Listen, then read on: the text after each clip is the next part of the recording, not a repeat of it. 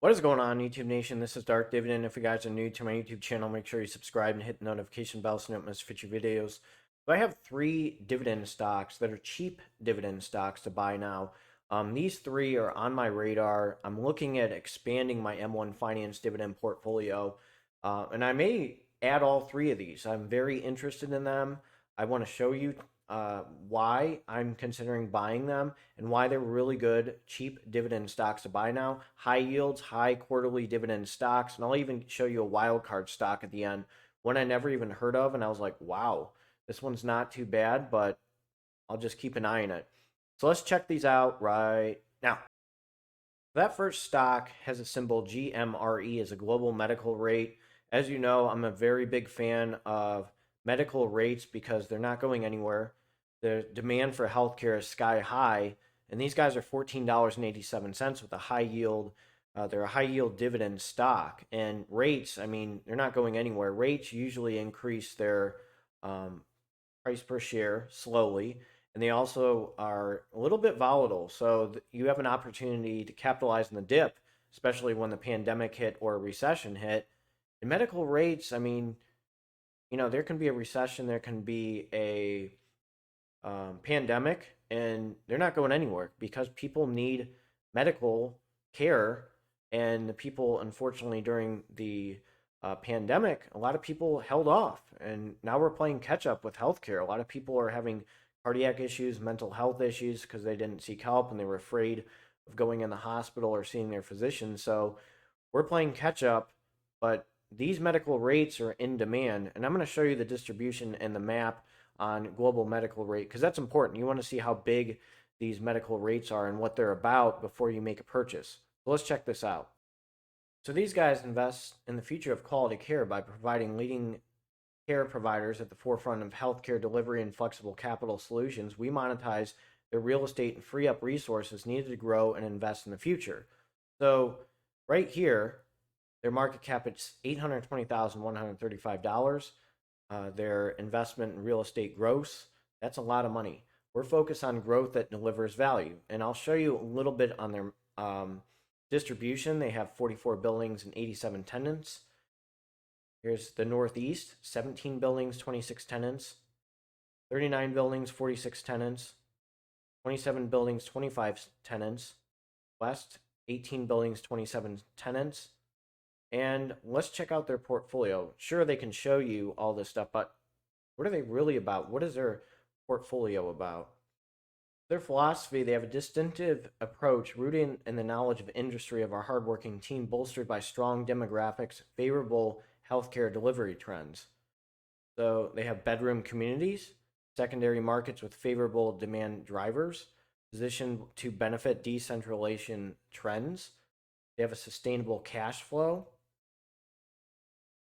So this is very important. Long-term triple net leases, that is something that's very important. Annualized rent escalations, so that's very important if you're a real estate investment trust. Healthcare systems and physician groups with a strong regional footprint. That is important. Okay, so they are a medical rate. So that's the important thing. They invest in medical facilities, medical buildings that are in demand, and they're $14. So let's jump to their dividend history. You got yourself a deal. It's slowly increasing its dividend over time. A dividend history of 5.51%, annualized dividend of 82 cents. So it's going up. You're starting to notice the trend. It is going up, and it's $14.84. So imagine if you bought 100 shares of this, kept on reinvesting its dividend. In all these properties, it seems like they're starting to expand and get bigger. So a little bit slower than the S&P, but you're getting a pretty good bang for your buck at $5, or I'm sorry, at 5.51% with the dividend yield. So that's slowly going up. I was very surprised at looking at this rate, and this one's definitely on my radar in my M1 Finance dividend portfolio. I'm highly considering it. I just need to look at a few more things, and I may make some changes. So this is one that's on my radar. I may just buy it individually on my E-Trade dividend portfolio. So I'm going to look into this one in the future for sure. Let's jump to the next stock. Here's a stock that's a little bit down, but it does increase its dividend over time. People's United Financial. Now, when the recession hit, as well as the pandemic, you saw a huge nosedive on this stock. It was actually beating the S&P at one point, and then it took a little bit of a nosedive. But this is one that's down that I'm looking at because I'm expanding my M1 Finance dividend portfolio. I'm looking at going after the financial sector and the banks and all that, and these guys are down. So this is one thing I'm looking into as a dividend stock. And again, I always say take it to the bank. You can't go wrong with investing in bank stocks. They have a pretty good dividend yield. They usually increase their revenue, or they get bought off by another bank. And I'll show you just financially how they're doing as a just in case scenario. And this is why it's there on my map and my radar, and I'm highly considering them on my M1 Finance dividend portfolio. So I'm not really too concerned about, what happened with the pandemic and financially because, there's a 17.87% decline year over year, and there was in the past 12 months a 2.196 billion decline, or a 8.48% decline year over year. But you see the increases, okay? The revenue was up, okay, 16.15% and 20.26%. I'm not too concerned when it's a $1 billion business and the revenue, okay?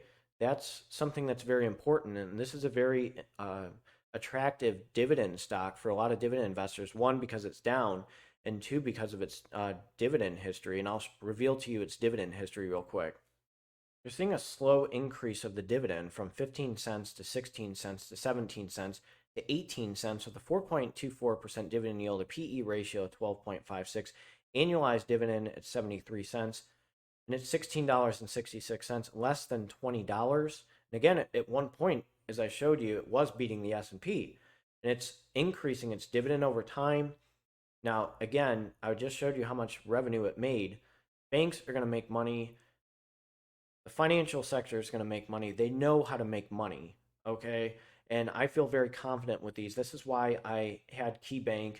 I did sell Huntington Bank shares. I got the dip on that, but I feel very confident in this stock, and I'm looking at adding it to my financial section in M1 Finance along with JP Morgan and the next stock, which I would like to reveal to you, which leads to Huntington Bank shares. What a surprise. I was just discussing that one. That one is $13.90, and I have posted videos on Huntington Bank shares. I really think it's a really good high yield dividend stock, and I'll reveal to you its dividend history. But again, banks, they make money. Swiping your credit card, say like I go to a store and I use a Huntington Bank shares card, swipe it, you know, that business has to pay a certain fee to Huntington Bank shares for using that. So these guys capitalize on that. They get loans. They generate profit. People are not paying off their credit cards in time, which they're kind of hoping for, but they're still making money anytime you swipe the card. Now, let me show you the financial statements of Huntington Bank shares because that's important. So look, they were beating the S&P at one point. So they're going to be back up there, and they have a very nice dividend, but we need to see how they're doing financially real quick.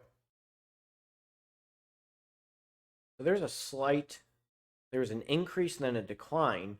You can argue the pandemic, which I'm going to, complain about the pandemic because that was a big issue. And there's an increase, 11.18% increase in 2017, 7.31% increase in 2018. 2019, okay, 7.37 decline, big deal. There was another one with 7.78. There was a decline. But again, these guys are generating billions of dollars. So I'm not too concerned about banks, just with a little fluctuation because banks are making money. Don't forget, people are buying loans for houses and people are throwing pretty much like, even if a house is like, some people are throwing like $50,000 more than a house is worth to try to outbid people. So what do you think loans out, gives you the loans? Banks. So that's one thing to look into. These guys are not going to go anywhere. They know how to make money. They know how to generate money from interest. They're just going to be there. They're going to be strong. They survived a recession. and they were way down. I mean, these are, again, rates, like I always say, rates and bank stocks. There's always going to fluctuate, especially if a pandemic or recession hits, temporary recession or pandemic, or something happens. The financial sector takes a huge blow, as well as the real estate sector. People hit a panic button, so you better have some money to throw in when you have the opportunity to buy stocks like these, like pbct and Huntington Bank shares. So let's check out its dividend history. Look at this slow increase in dividends. It's almost like a cent every year with Huntington Bank shares. You got 14, then 15, and then you're going to get 16. Now, you can argue the pandemic because there's not a dividend increase, but 4.18%, a PE ratio 12.48, annual dividend of 60 cents. It's $13.90, almost $13.91.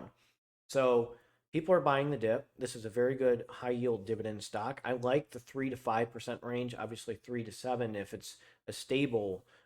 It's not a yield trap like AGNC, which I'm still gonna say to this day. I'm avoiding AGNC. I do not like the yield trap on it. So financially, it's worth a lot of money.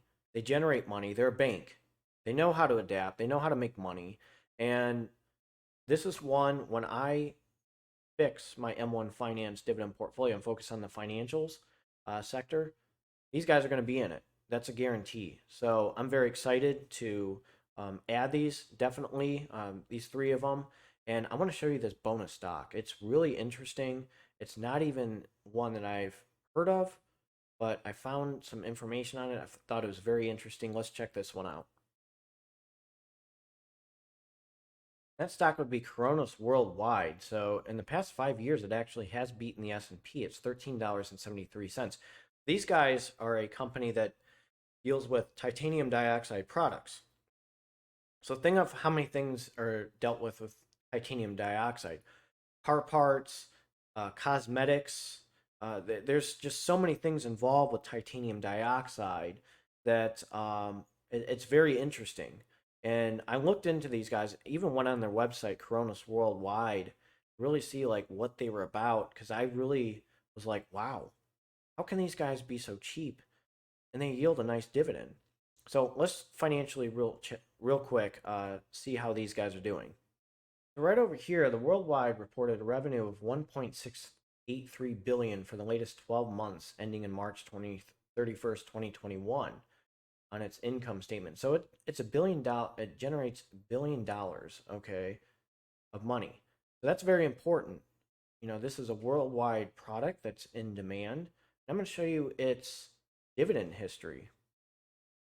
This makes things really interesting. It's 2013 is 15 cents. 2019 it's 18 cents. So it's right at 18 cents.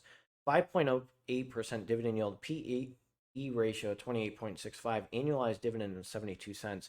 That's one that I was really surprised about, and it's only $13.74. So it's not going to jump up as fast as the financial sectors or maybe the rates, but it's just one to keep an eye on. It's a $1 billion business. People need these type of products that it carries, especially and specifically in with regarding titanium dioxide. I'm like choking on my coffee that I have right here. And that's pretty much it. So let me know what you think of this video. Again, if you are new to this channel, make sure you subscribe and hit the notification bell so you don't miss future videos. These are 3 high-yield dividend stocks to buy, and of course the bonus stock, Kronos Worldwide.